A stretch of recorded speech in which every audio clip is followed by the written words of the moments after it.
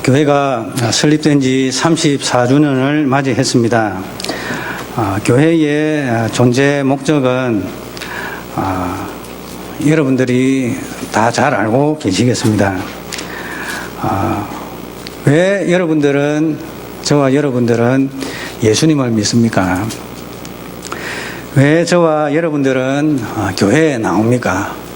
라는 이 질문에 한 문장으로 대답하실 수 있는 분이 많이 계실 줄 압니다. 자, 오늘 우리 학생들에게 질문을 하니까 왜 예수님을 믿는가라고 질문하니까 그 답이 여러분 가장 쉬우면서도 가장 핵심을 찌르는 그러한 답을 했습니다. 여러분 혹시 무엇인 줄 아십니까? 왜 예수님을 믿습니까? 예수님을 믿는 그 이유를 아시는, 왜 내가 예수님을 믿고 왜 교회에 나오는지 그에 대해서 답할 수 있는 분이 혹시 계십니까? 자, 아시는 분은 한 목소리로 다 이렇게 하시는데 왜 예수님을 믿습니까 하면은 여러분 아는 대로 한번 솔직하게 이야기해 주시면 좋겠습니다. 왜 예수님을 믿습니까?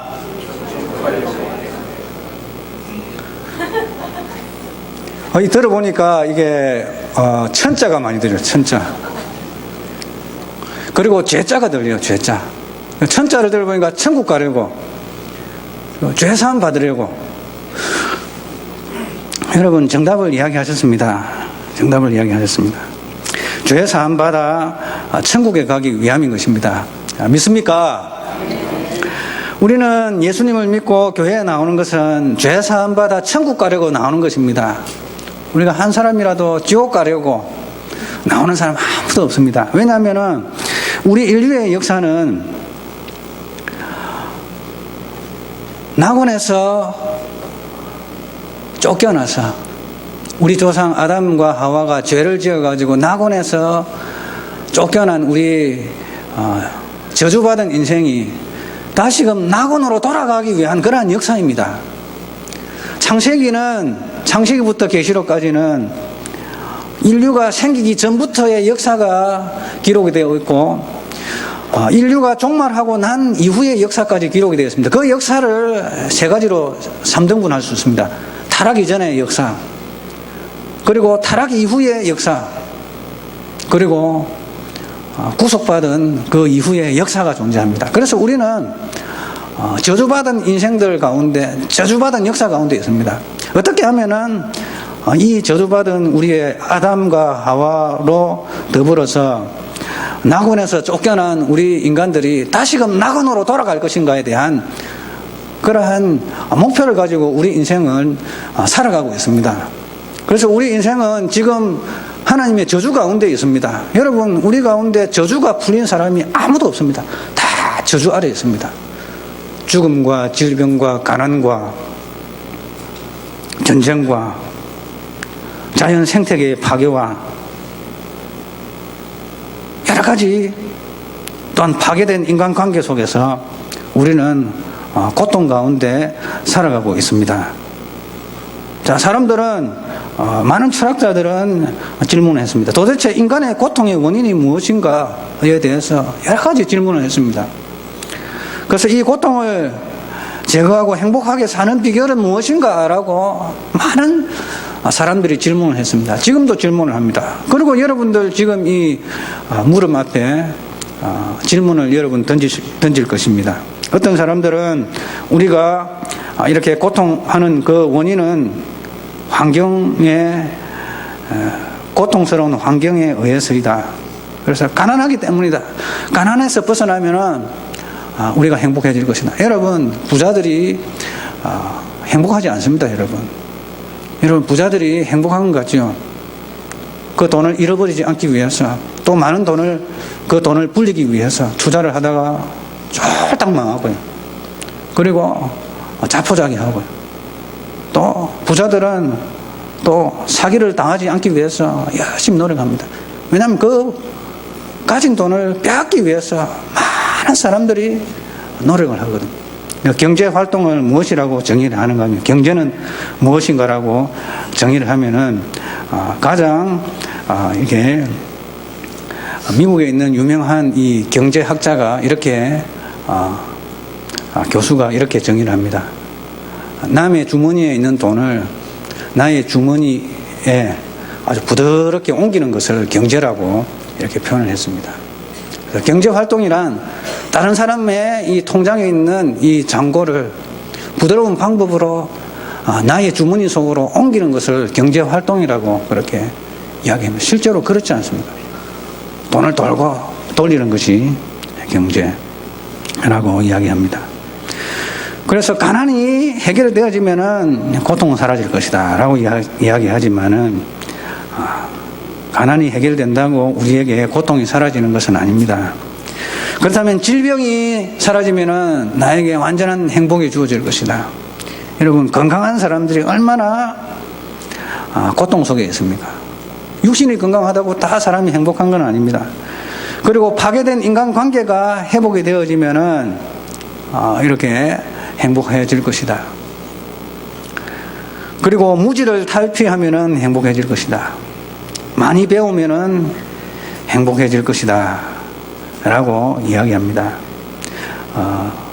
그러나 많이 배우면 배울수록 우리 인간은 더욱더 무지하다는 것을 알게 되어집니다. 제 주위에 사자 들어간 사람들이 많습니다. 박사, 석사, 목사, 의사, 판사, 우리 주위에 사자 들어간 사람 많이 있잖아요. 그런데 배우면 배울수록 그들이 하는 말이 있습니다. 최종적으로 공부를 많이 해가지고 박사 학위를 받은 사람들이 하는 공통적인 이야기는, 그들의 공통적인 이야기는 배우면 배울수록 나는 모르는 인간이구나 라는 것을 배우는 것입니다. 그래서 알면 알수록, 우리가 무지에서 탈피를 하게 되면 우리가 행복한 것 같지만은 알면 알수록, 배우면 배울수록 인간은 날아가는 먼지 하나 만들 수 없는 연약한 존재이고, 하나님께서 만들어 놓으신 이 피조물의 가장 미물이라 할지라도 알 수 없는 무지한 인간임을 발견하는 것입니다. 그래서 우리 인간이 무지가 없어지고 배우면은 행복해지겠지. 그러나 그렇지 않습니다. 그리고 환경의 오염과 파괴가 해결이 되어지면은 행복할 것이다 라고 이야기합니다. 미국이나 유럽이나 많은 선진 국가에 가보면 환경이 얼마나 보존이 되어 있습니까? 끝없이 펼쳐진 이 잔디밭, 그리고 숲을 속에 심겨진 듯한 그러한 도심의 그러한 건물들, 그러한 곳에 낙원이 있을 것 같지만은 그곳에 많은 사람들이 마약을 하고, 그리고 오락에 빠져 있고, 그리고 허무주의에 물들어서 자신을 비관하고 자살하는 사람들이 얼마나 많은 줄 모릅니다. 그래서 가난이 해결되어지면은 행복할 것이다. 질병이 없어지면은 행복할 것이다. 인간관계가 좋아지면은 행복할 것이다. 무지가 사라지면은 행복할 것이다. 환경의 오염이 파괴가 되면은, 파괴로부터 회복이 되어지면은 우리 인간은 지상낙원을 누릴 것이다 라고 생각을 하지만은, 그러나 이러한 것에도 불구하고 우리에게 참된 만족이 없는 것은, 우리의 인간의 고통의 참된 원인은 바로 죄 문제에서 발생을 한다는 것입니다. 우리 인류의 이 죄 문제가 해결되지 않고서는 우리는 결코 행복을 누릴 수가 없고, 우리는 결코 지옥의 권세에서 벗어날 길이 없는 것입니다. 그래서 예수 그리스도께서, 하나님께서 세상을 이처럼 사랑하셔서 독생자를 이 땅에 보내주신 것은 죄 문제로 인해서 허덕이고 있는 우리 인류에게 죄를 없이 하고, 그리고 죄로부터 깨끗함을 받은 우리의 구속받은 영혼이 하나님과 화목함을 누림으로 말미암아서 결국에는 우리 인류가 쫓겨났던 그 낙원으로 다시금 돌아가게 하기 위해서 예수님께서 이 땅에 육신의 모습을 입고 이 땅에 오신 것입니다. 그러므로 우리 인류의 이 역사는 죄 문제로부터 해결받기 위한 그러한 투쟁의 역사입니다. 그래서 어느 무엇도 우리의 인류의 이 죄를 해결할 수 있는 그런 방법이 없었습니다. 그러나 예수께서 이 땅에 오심으로 우리 인류의 죄를 위해서 십자가에 못 박혀 죽으심으로 말미암아서 그를 믿는 자마다 멸망치 않고 영생을 얻어서 요한계시록 21장에 말씀하신 대로 새하늘과 새 땅, 그곳에는 고통도 없고 상처도 없고 메마름도 없고 배고픔도 없는 그러한 영원한 안식의 장소, 주님의 영광의 장소로 원래 있었던 그 낙원으로 우리를 데리고 가시겠다는 것입니다. 왜냐, 우리의 이 죄된 모습으로는 하나님의 그 처소에 갈 수 없기 때문에 우리의 죄 문제를 해결하셔야 했습니다. 그래서 우리 주님께서는 이 땅에 오셨습니다. 그런데 오늘 이 본문의 말씀을 보니까 주님께서 이 죄의 문제를 해결하기 위해서 이 땅에 오심으로 말미암아 사람들로부터 몇 가지 오해를 받으셨습니다. 첫 번째 오해는 주님께서 모세의 법을 어겼다는 그러한 오해를 받았습니다. 모세가 이스라엘 백성에게 전달한 법은 실제로 주님께서 이스라엘 백성에게 지키라고 모세로 하여금 백성에게 전달한 그러한 법입니다. 그러나 사람들 중에 이 모세의 법을 온전하게 지킨 사람은 아무도 없습니다. 그러나 주님께서는 모세의 법을 완전하게 지키셨고 우리 예수님께서는 율법을 폐하러 온 것이 아니라 율법을 완성케 하려고 오셨다라고 주님께서 이야기했습니다. 사람들이 볼 때는 우리 주님께서 모세의 법을 어기는 것 같이 보였습니다. 법을 어기는 무법한 자라고 이야기를 했습니다. 왜냐? 문둥병자에게 손을 댑니다. 문둥병자 만지지 말라고 그랬죠. 오면은 문둥병자를 돌로 쳐서 쫓아내라고 그랬잖아요. 그리고 문둥병자는 부정하다 해가지고 자신의 존재를 알리라고 그랬잖아요. 그리고 가까이 오면 사람들은 돌로 쳐서 던져가지고 가까이 오지 못하게 하고 동네에서 벗어나서 외곽에 그러한 격리시키라고 그랬잖아요. 그런데 예수님께서는 찾아온 문둥병자에게 손을 대시고 만져주셨습니다. 그리고 고쳐주셨습니다. 음식을 먹을 때에 급하게 먹다가 보니까 손을 씻지 않고 음식을 먹었습니다.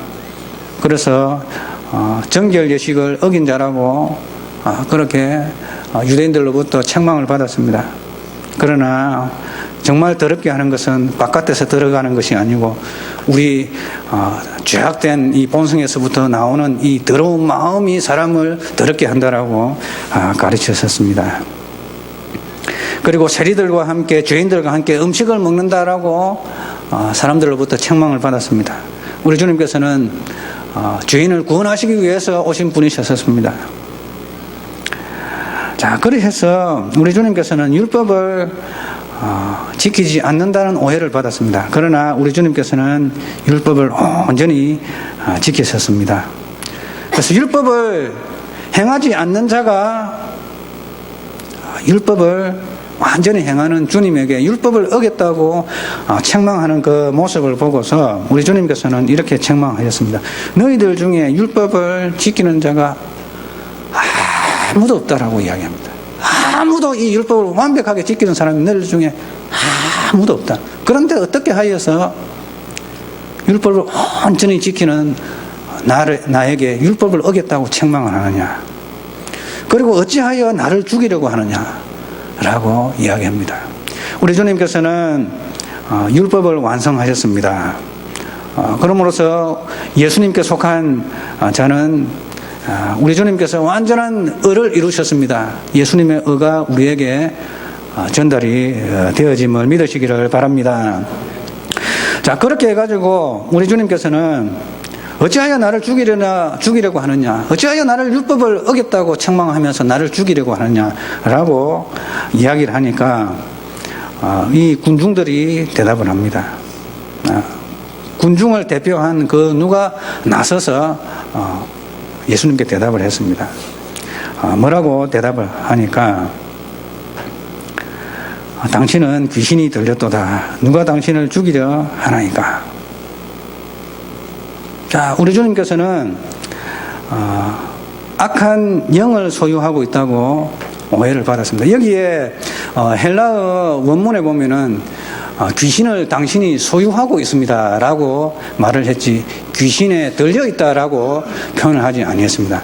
여기 한글 성경이 번역하다 보니까 가지고 있다라는 이것은 능동태입니다. 자기 스스로 자기가 취하는 것을 말하고 있습니다. 귀신을 능동적으로 의지적으로 불러들여가지고 취하는 것을 말합니다. 무당들이 하는 그런 행동을 한다고 우리 주님께 누명을 씌웠습니다. 그런데 이 본문에 보니까 귀신에 들려 있다라는 것은 들렸다는 이 말은 수동적으로 자기의 의지와 상관없이 환경에 의해서 자기의 의지와 상관없이 귀신이 들어와 있는 겁니다. 자, 이것은 좀 덜 모욕적이지만은 원문 성경을 보면은 당신은 귀신을 붙잡고 있고 가지고 있고 소유하고 있고 취하고 있다. 굉장히 모독적인 말을 우리 주님께 했습니다.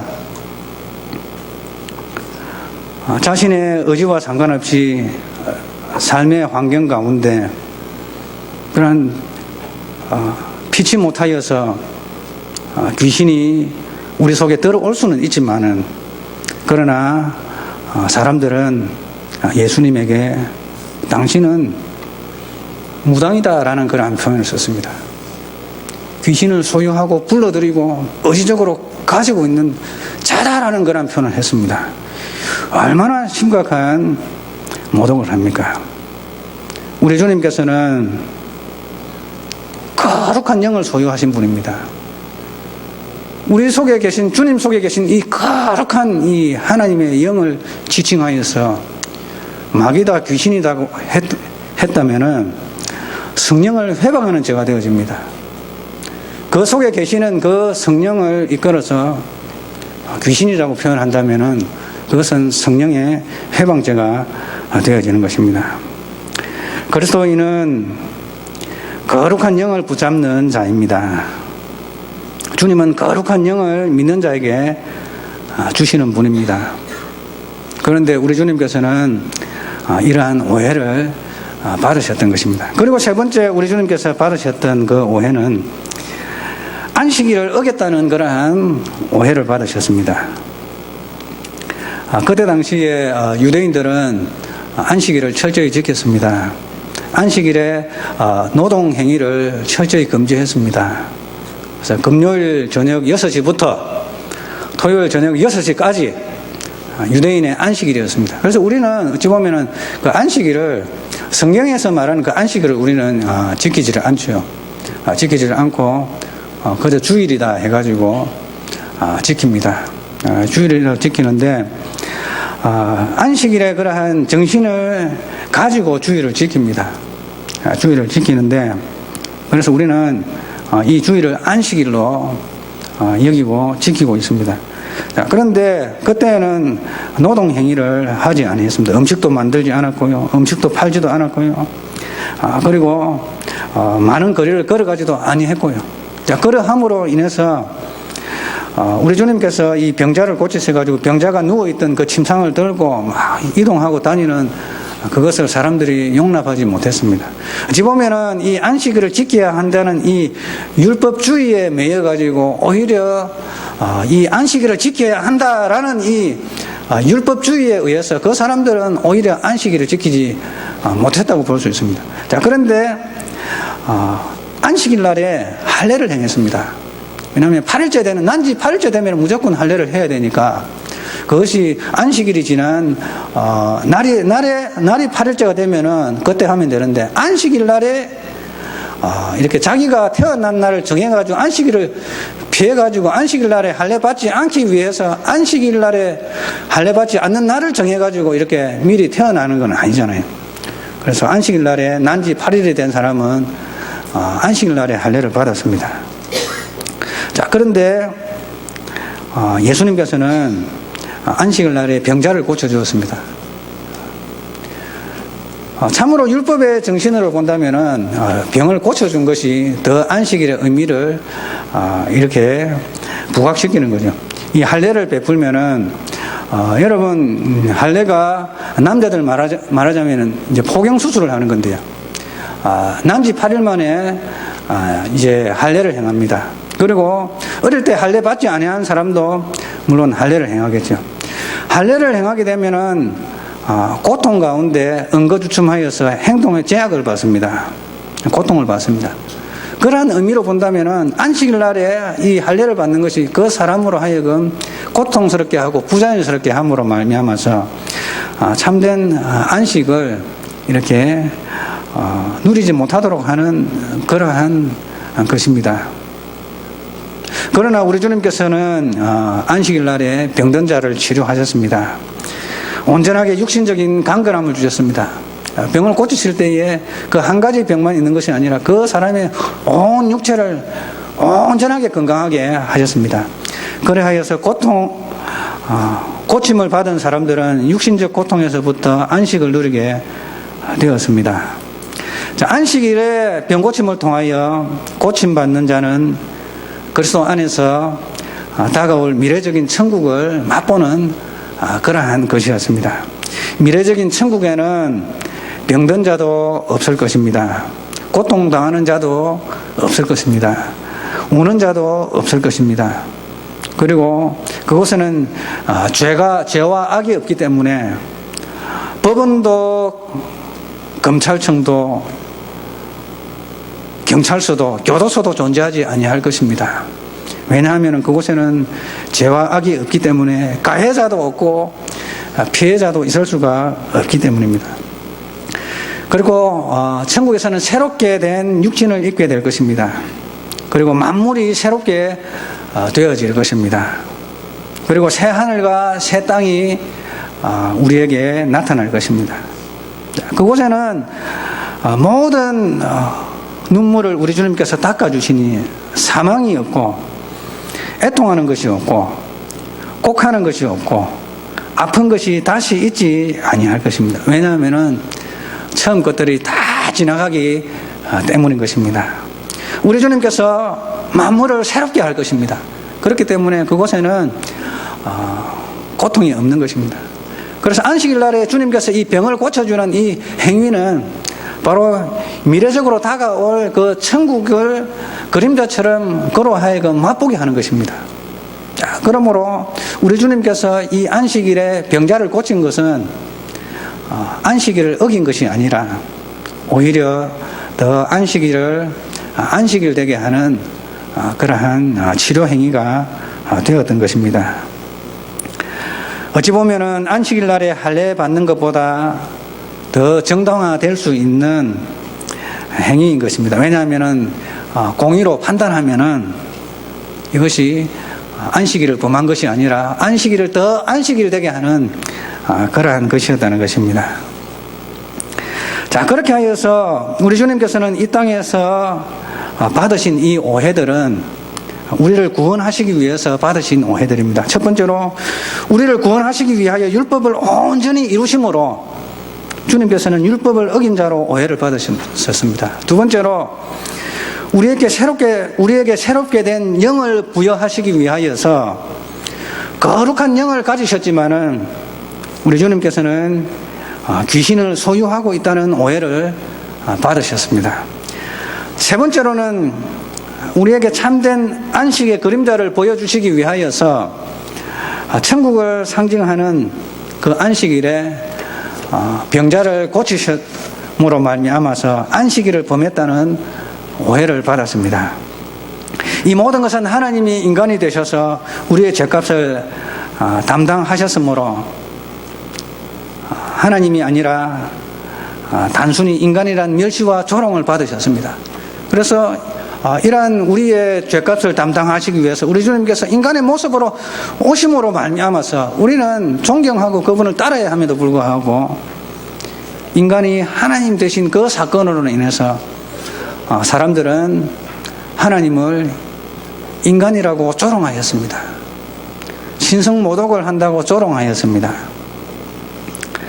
그러나 이 주님을 존중하고 따르는 자에게는 그리스도의 완전한 의가 주어질 줄 믿습니다. 그리고 이 주님을 존중하고 따르는 자들에게는 새 영을 우리에게 부어주실 줄 믿습니다. 그리고 이 주님을 존중하고 따르는 자에게 천국의 참된 안식을 주실 것입니다.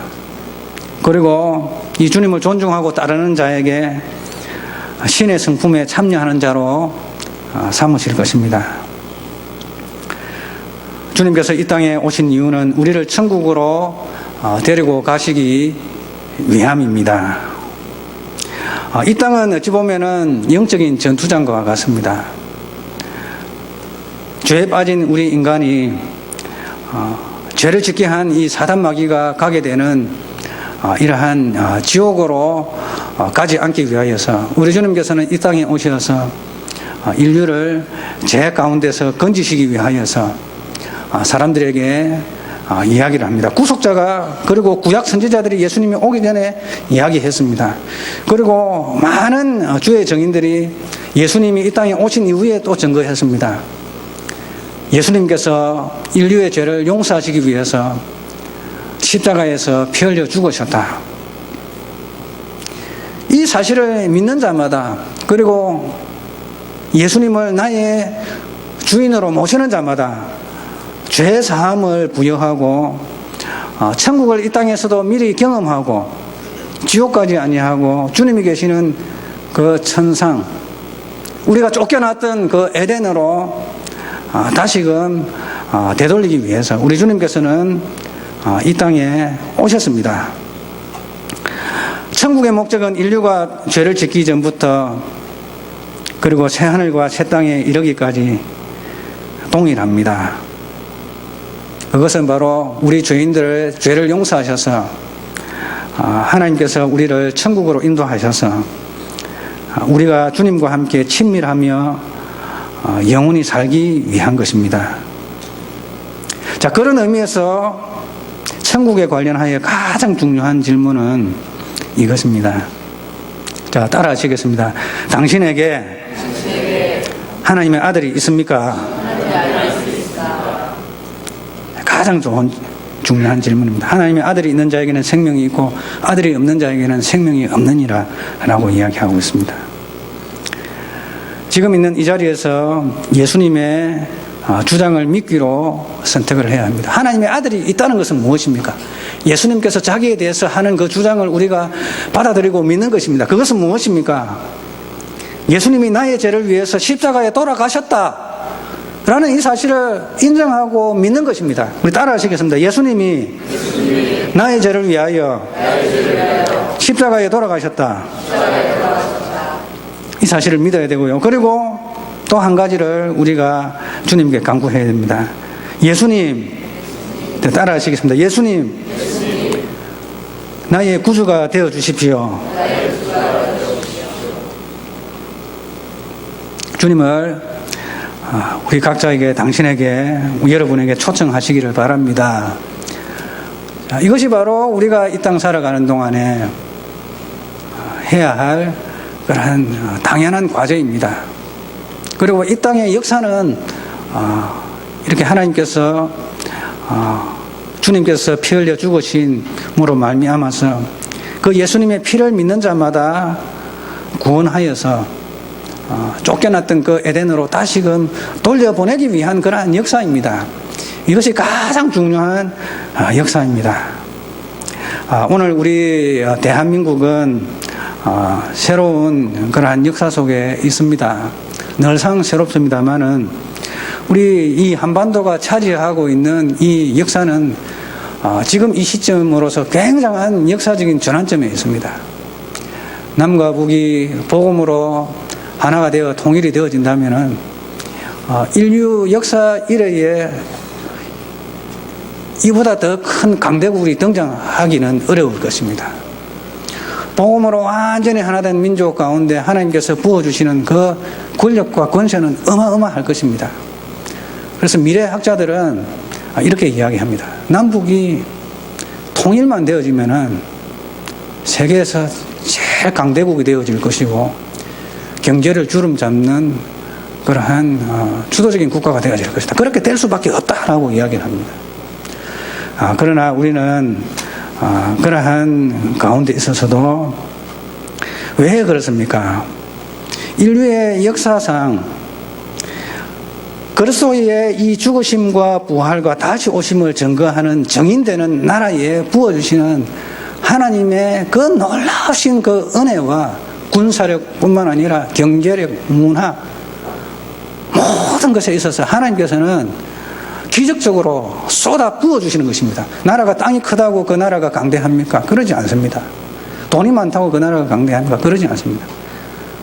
온전히 주님을 섬기고 그리스도의 이 복된 이 복음을 증거하는 그 민족에게, 나라에게 주님께서는 어마어마한 복을, 권세와 능력과 철퇴를 주시는 것입니다. 왜냐? 이 땅의 역사는 바로 죄로 인해서 하나님과 분리되어졌던 그 저주받은 인생이 예수 그리스도의 그 십자가의 복음으로 말미암아서 죄의 씻음을 받고 주님께로 돌아가서 쫓겨났던 이 에덴에서부터 다시금 새롭게 되어진 그 새하늘과 새 땅에 돌아가기 위해서 준비되어지는 이러한 역사이기 때문에 그 한 나라가 주의 복음을 위해서 온전히 쓰여지고 그리고 나아간다면은 그러한 나라에 우리 주님께서는 모든 권력과 권세와 그리고 이목을 집중시키실 것이라는 것입니다.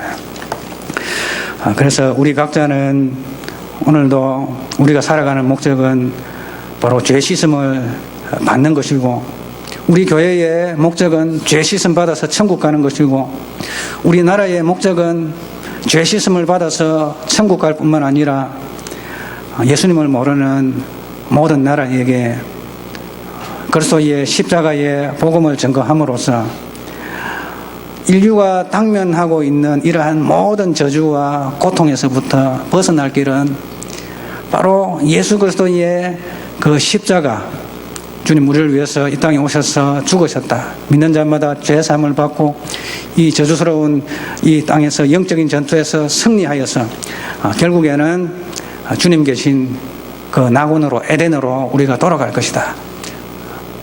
이것을 증거하는 저가 되시고 여러분 되시고 우리 교회가 되시고 나라와 민족이 되시기를 주님의 이름으로 축원합니다. 하나님 아버지, 우리 성원교회가 설립이 된 지 34주년을 맞이했습니다. 하나님 아버지, 이곳에 교회를 세우신 이 목적은 죄로 죽었던 우리들을 예수 그리스도의 십자가를 믿음으로 말미암아 죄 사함 받아 거듭나서 쫓겨났던 그 낙원으로 다시금 가게 하기 위해서 이곳에 교회를 세우셨습니다. 하나님 아버지, 우리 성원교회가 이 교회의 목적을 회복하게 하여 주시고, 또한 우리 나라와 민족이 민족으로, 나라로 단위를 세우신 주님의 이 목적과 뜻을 회복하여서 땅끝까지 이르러 예수님의 십자가의 보혈을 증거함으로써 인류로 하여금 죄 사함을 받아 낙원으로 돌아가는 그런 일을 하는데 우리나라와 민족이 온전히 쓰임받도록 아버지 역사하여 주옵소서. 남과 북이 복음 안에서 하나된 민족을 이루어서 땅끝까지 주의 복음을 전하는 힘있는 연합체가 되어주도록 아버지 은혜 더하여 주옵소서. 주 예수 그리스도의 이름으로 기도드리옵나이다. 아멘.